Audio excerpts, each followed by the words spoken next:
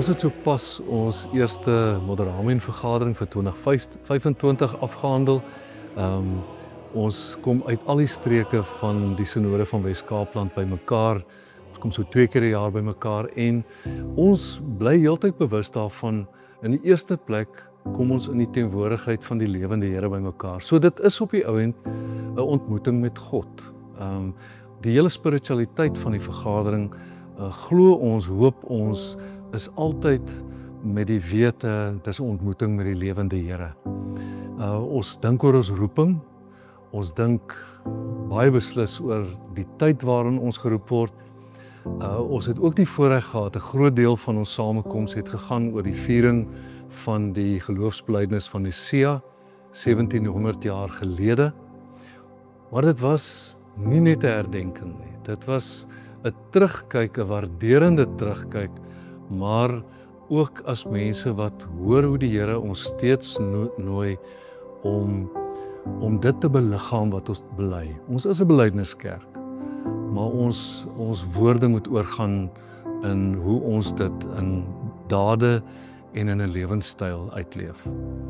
Nicea is belangrik want die belydenis van Nicea is ontwikkel in die jaar 325 na Christus by die eerste groot kerkvergadering, en dis 1700 jaar later en wêreldwyd word dit gevier dat dit die eerste keer is wat die kerk gesê het Jesus Christus is gelyk aan God en die goddelikheid van Jesus is daar bevestig. En dis ons basis, ons identiteit as kerk lê daarin, ons geroeping voed daaruit, dit wat ons doen en wat ons is as kerk, kom daarvan af. Ek dink dit is 'n ongelooflike voorreg vandag om die 1700-jarige viering van Nicea ook in te bring in vandag. Ek dink dit was 'n ongelooflike diepte moment gewees vandag. En ek dink dit gee ons weer 'n herwaardering vir dit wat voor ons was, maar ook dit wat voor ons lê. Beide die verlede sowel as die toekoms. So dit was my ongelooflike intentionele oomblik gewees. Wat mens in jou eie liggaam gevoel het. So ek het groot waardering vir die moeite en die energie wat daarin gegaan het vandag. Dit gesê, is dit ook so dat ons vergadering het gesluit op 'n baie delikate punt, deurdat ons gebid het vir die wêreld waarin die Here ons nou geplaas het in hierdie tyd.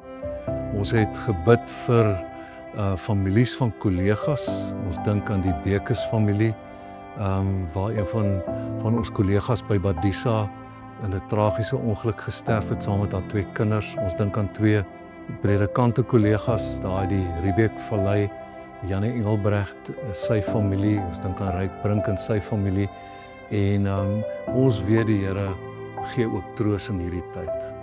Maar ons is ook diep bewus vir die land waarin ons woon met al sy uitdagings, kollegas wat midde in bendegeweld en midde in baie uitdagende omstandighede hulle roeping uitleef. Ons dink aan die kontinent waarvan ons deel is, waar ons opgeroep is tot gebed vir dit wat in die DRK gebeur, waar daar in Februarie maand 70 Christene vermoor is op 'n wrede manier. En ons bid vir die totale geopolitiese, kan mens sê, situasie waarin die wêreld hom bevind.